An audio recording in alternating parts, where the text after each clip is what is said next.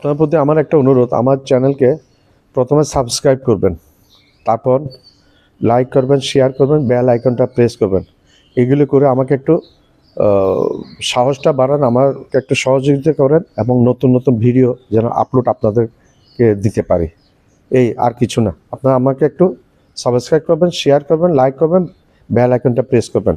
ধন্যবাদ। আসসালামু আলাইকুম ওয়া রাহমাতুল্লাহি ওয়া বারাকাতুহু।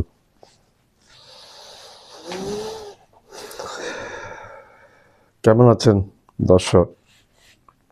আশা করি এই শীতের রাত্রিতে আপনারা ভালো আছেন। প্রচুর ঠান্ডা পড়ছে, একটু সতর্কতার সহিত থাকবেন, ঠান্ডা যেন না লাগে। মধ্যে দিয়ে 2 দিন বিরতি পরে আজকে আবার আসলাম কিছু কথা বলার জন্য।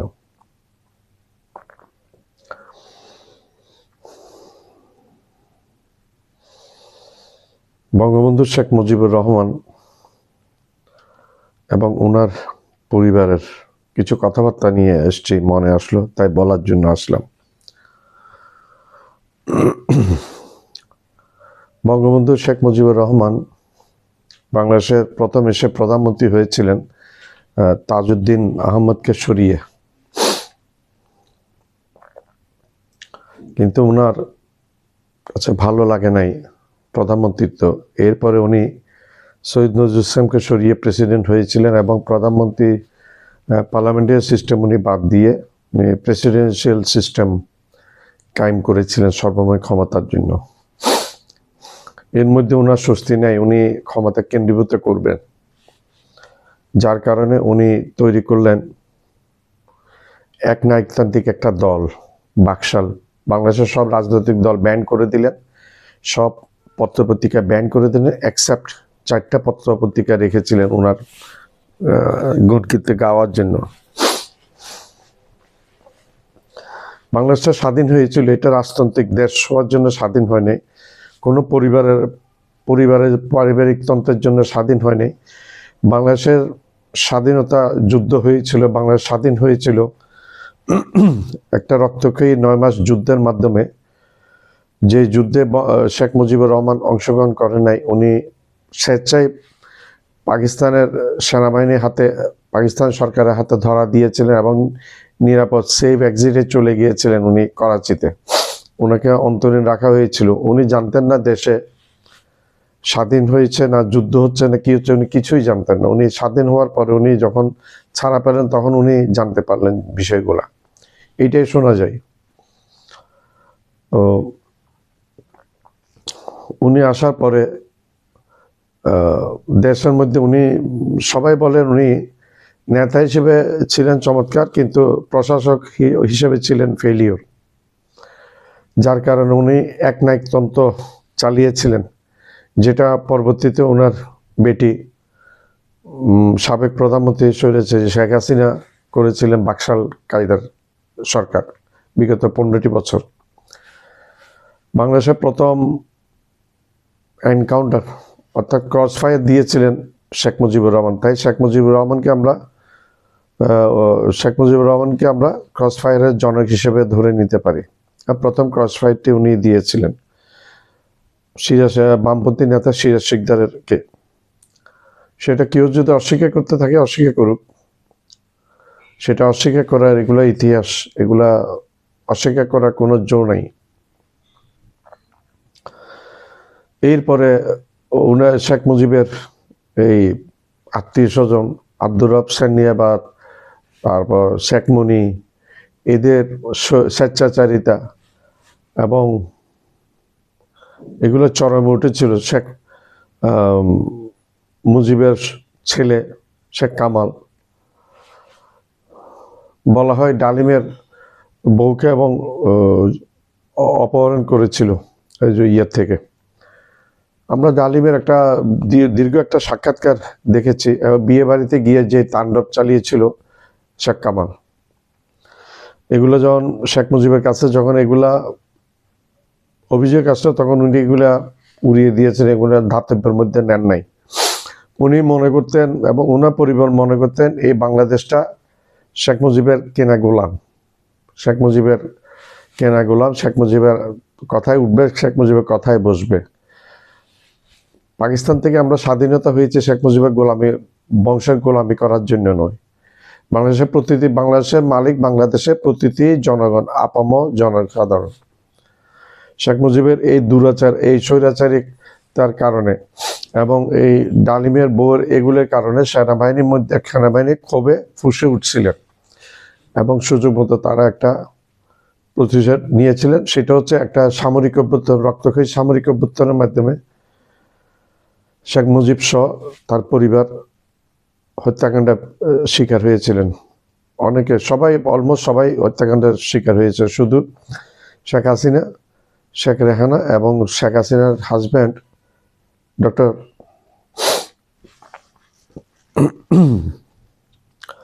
পারমাণবিক বিজ্ঞানী শেখ হাসিনা হাজব্যান্ড, ওনারা 3 জন রেহাই পেয়েছিলেন। ওই সময় ওনারা তৎকালীন পশ্চিম জার্মানিতে ছিলেন, যার কারণে ওনারা হত্যাকাণ্ডের শিকার হয়নি। এটা ওনাদের ভাগ্যের গুণে ওনারা বেঁচে গিয়েছিলেন। ডক্টর ওয়াজেদ মিয়া, পারমাণবিক বিজ্ঞানী, শেখ হাসিনার হাজব্যান্ড।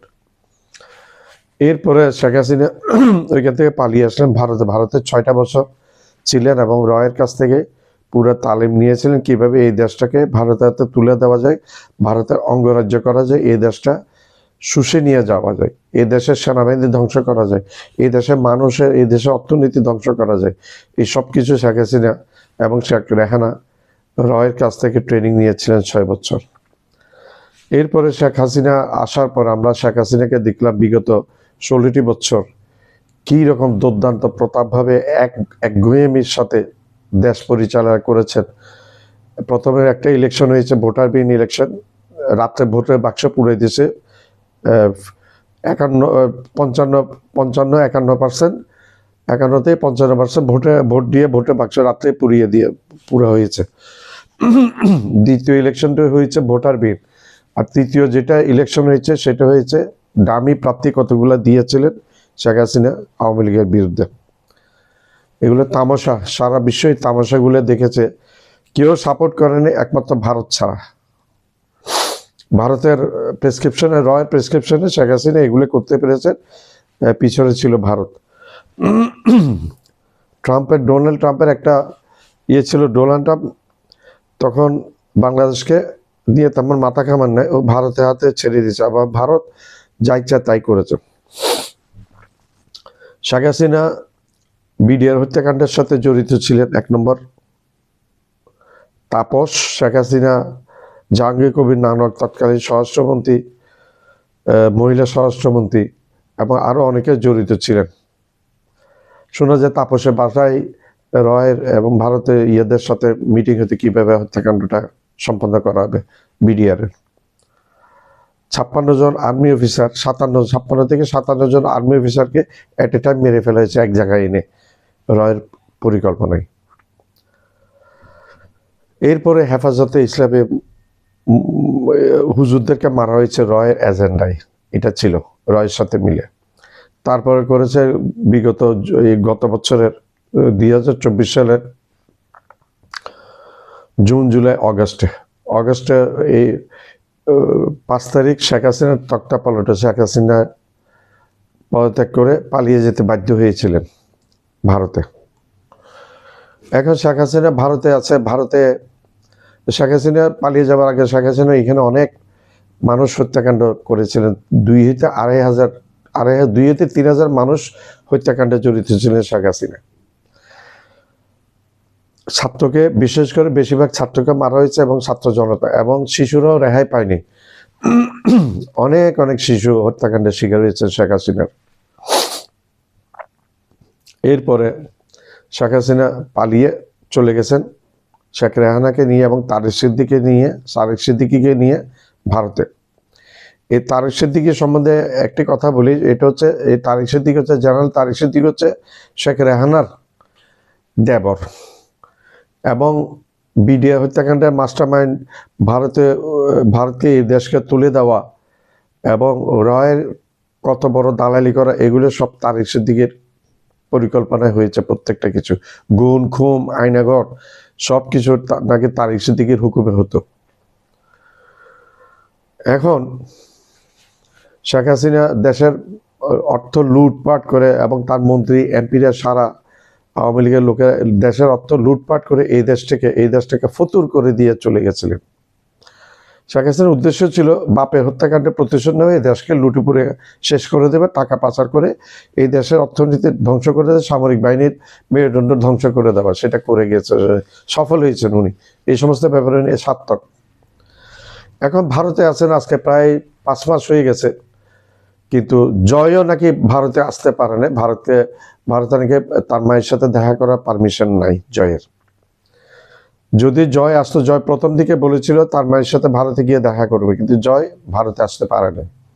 শুনেছি শেখ হাসিনা গৃহবন্দী হিসেবে আছেন, নরেন্দ্র মোদী তারে গৃহবন্দী করে রেখেছে।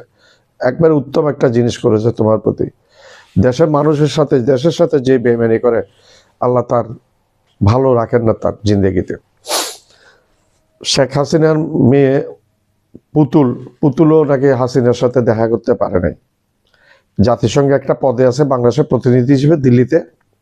এগুলো রয়ের কারসাজি হয়েছে, কিন্তু বাংলাদেশ সরকার জাতিসংঘের কাছে এটা ব্যাপারে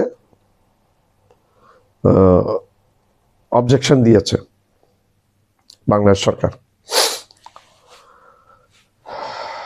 এখন পুতুল আদৌ কি থাকতে পারে কিনা সেটা বোঝা যাচ্ছে না। সম্ভবত মনে হয় আরো দিন যত যাবে পুতুল ওই পদে থাকতে পারবে না। এখন তারেক সিদ্দিকী দুর্নীতিবাজ, তারেক সিদ্দিকী অনেক কর্মকাণ্ডের সাথে জড়িত, জাতীয় নিরাপত্তা উপদেষ্টা, প্রতিরক্ষা উপদেষ্টা তারেক সিদ্দিকী, উনিও হাসিনার সাথে সম্ভব এই দিন শোনা গেছে হাসিনার সাথে রেহানা হাসিনা তারেক সিদ্দিকী চলে গিয়েছিলেন একসাথে দিল্লিতে। এখন শেখ রেহানা একজন ব্রিটিশ পাসপোর্টধারী। শেখ রেহানার কোনো হদিস নেই আজ পর্যন্ত। 5-6 মাসে একটা ভিডিও কারো দেখেনি শেখ হাসিনার, না শেখ রেহানার। তো শেখ রেহানা ব্রিটিশ পাসপোর্টধারী, কিন্তু তারও কোনো হদিস নেই। শেখ হাসিনাকে বেলায় শোনা যাচ্ছে ওনাকে নরেন্দ্র মোদী গৃহবন্দী করে রেখেছেন। আচ্ছা যাক এটা। এখন শেখ রেহানার মেয়ে টিউলিপ সিদ্দিকী, সে ব্রিটিশ এমপি দীর্ঘদিন ধরে, বর্তমানে সে দুর্নীতি বিরোধী মন্ত্রীও, সিটি মিনিস্টার ব্রিটিশ। এখন সেও ফেসে যাচ্ছে, সে কোন এক ব্যবসায়ীর কাছ থেকে একটা ফ্ল্যাট পেয়েছিলেন। সে প্রথম দিকে বলেছিল তার মা বাবা বাড়ি বিক্রি করে এই ফ্ল্যাটটা কিনেছে, কিন্তু দেখা গেছে তদন্তে এই ফ্ল্যাটটা কোনো এক লোকে রেহানার বোনকে দিয়েছিল, টিউলিপের ছোট বোনকে দিয়েছিল। সেই ছোট বোনের থেকে টিউলিপ পেয়েছে এই ফ্ল্যাটটা। এখন শোনা যাচ্ছে টিউলিপের আরো একটা ফ্ল্যাট আছে। টিউলিপের মন্ত্রিত্ব কি টিকবে আদৌ? মনে হচ্ছে না টিউলিপের মন্ত্রিত্ব টিকবে। প্রথম দিকে ব্রিটিশ প্রধানমন্ত্রী ধাতব্যে না নিলেও এখন উনার গায়ে যখন চলে আসছে, এখন টিউলিপের পরিবর্তে একজন মন্ত্রী নাকি খোঁজা হচ্ছে। তাহলে বোঝা যায় টিউলিপের কপালও ভাঙতে বসেছে। মানে পুরো মুজিব পরিবারটা একটা দুর্নীতিগ্রস্ত পরিবার। জয় এখানে বাংলাদেশের বিদ্যুৎ খাত থেকে অনেক টাকা উঠে চুরি করে নিয়ে গেছে। তারপর বাংলাদেশ ব্যাংকের রিজার্ভ খালি করে দিয়েছে জয়, দুইবার রিজার্ভ খালি করেছে বাংলাদেশ ব্যাংক থেকে জয়। শেখ রেহানা সবচেয়ে বড় দুর্নীতিবাজ।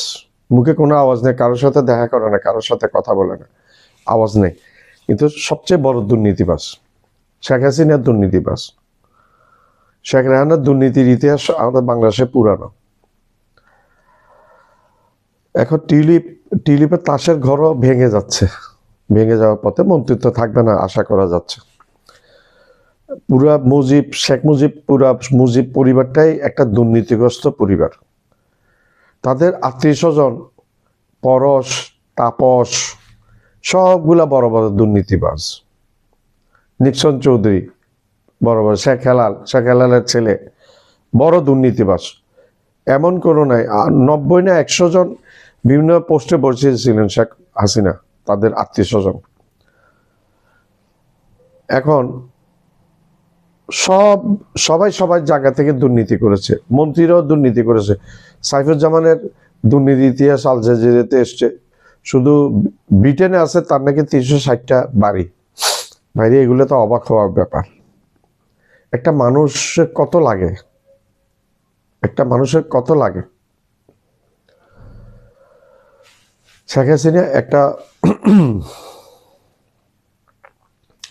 পুরা দুর্নীতির একটা সিন্ডিকেট করে রেখেছিলেন। তার পিয়ন গর্বের সহিত বলছে তার পিয়ন 400 কোটি টাকার মালিক, হেলিকপ্টার সাথে ছাড়া চলে না। এগুলো একটা লজ্জার বিষয়। আর সেই লজ্জার বিষয়টা শেখ হাসিনা হেসে হেসে গর্বের সাথে বলছিলেন। আসলে কি বুঝি না, শেখ হাসিনা কি আসলে মানসিক রোগী না স্বাভাবিক বোঝা যায় না। আর এমন কোনো ভাষা নাই যে বর্তমান প্রধান উপদেষ্টা ডক্টর মোহাম্মদ ইউনুসের সাথে করে নাই। এবং যথেষ্ট আজে বাজে বক্তব্য রাখতেন ডক্টর ইউনুস সাহেবের ব্যাপারে। এবং খালেদা জিয়া প্রাক্তন তিনবারের নির্বাচিত জনপ্রিয় নেত্রী খালেদা জিয়া।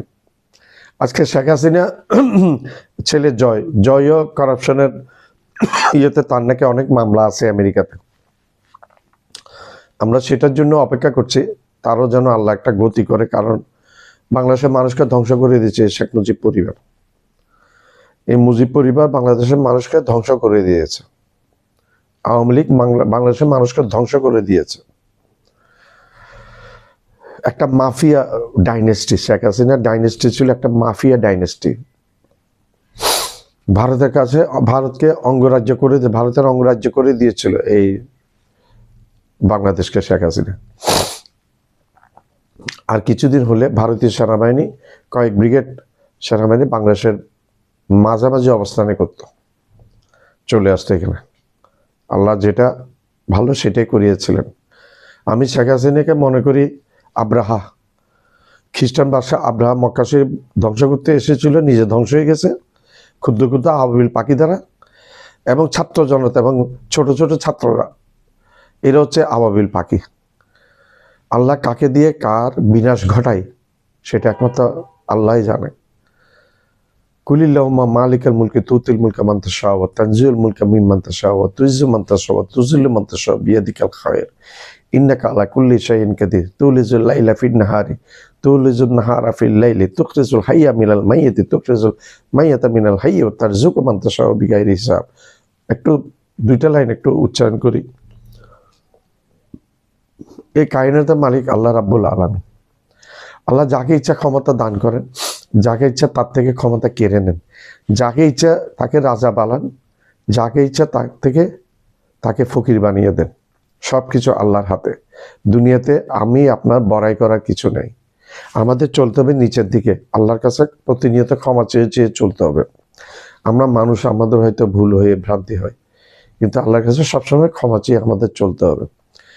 এখন এই টিউলিপও কয়েকটা ইয়েতে জড়িত। ওইখানে 2টা বাড়ির কেসে টিউলিপ ফেসে গেছে, তার মন্ত্রিত্ব থাকবেন এটা একরকম নিশ্চিত হয়ে গেছে। মন্ত্রিত্ব না থাকলে তার কি, সে যেহেতু অসাধু হয়ে গেছে, তার এমপি গিরিও থাকে কিনা সন্দেহ। মন্ত্রিত্ব থাকবেন এটা 100% এক ধরনের কনফার্ম হয়ে গিয়েছে আমরা সবাই। কারণ তার অল্টারনেট খুঁজছে প্রধানমন্ত্রী প্রথমে পাত্তা দেয় না, কিন্তু যখন তার নিজের গায়ে এসে পড়ছে তখন সে নতুন একজন মন্ত্রী খুঁজছেন টিউলিপের জায়গায়। তার মানে টিউলিপ চাকরি হারাচ্ছে, টিউলিপের রাজনৈতিক কেরিয়ার শেষ। টিউলিপও হুমকি দুমকি দিত। টিউলিপ সবচেয়ে আশ্চর্য বিষয়, শেখ হাসিনার সাথে দুর্নীতিতে টিউলিপ জড়িত ছিল। রূপপুর পারমাণবিক বিদ্যুৎ কেন্দ্র থেকে টিউলিপ 4 কোটি পাউন্ড আত্মসাৎ করেছে বলে শোনা যায়। এই পয়সাটা নিয়েছে পুটিনের কাছ থেকে। কারণ টিউলিপ একজন মধ্যস্থতাকারী হিসেবে ভূমিকা পালন করেছে 6টি বছর এই পারমাণবিক বিদ্যুৎ কেন্দ্র নিয়ে।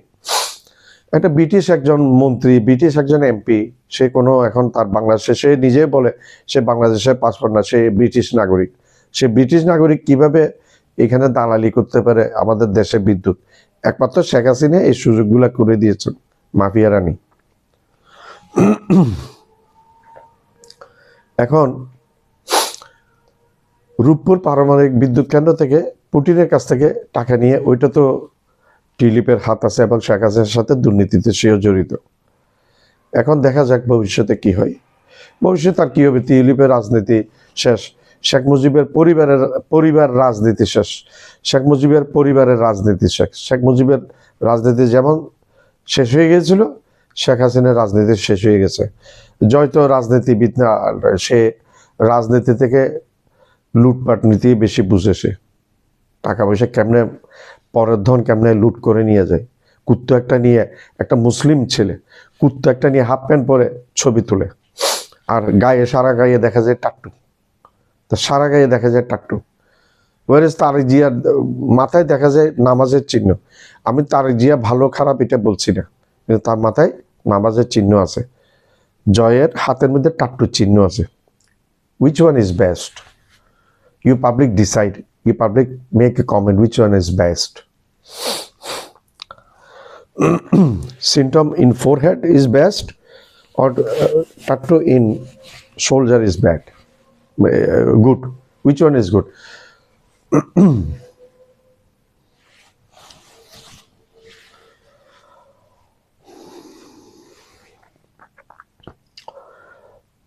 খালেদা জিয়াকে কয়েকটা মামলা দিয়ে রেখেছে এবং বছরের পর বছর জেলে রেখেছিলেন। আজকে খালেদা জিয়াকে আল্লাহ এত সম্মানিত করেছেন, মানুষের কাছে এত জনপ্রিয়, বর্তমানে বাংলাদেশের সবচেয়ে জনপ্রিয় লিডার খালেদা জিয়া। এবং এখান থেকে চিকিৎসার উদ্দেশ্য দীর্ঘদিন রোগ ভোগে মেরে ফেলতে চেয়েছিল শেখ হাসিনা। তার লিভার টিভার এই শেখ হাসিনা স্লো পয়জন দিয়ে নষ্ট করেছে খালেদা জিয়ার অর্গানগুলা। এখন লন্ডনে চিকিৎসা করতে গেছে, বাংলাদেশের মানুষের ভালোবাসা নিয়ে গেছে।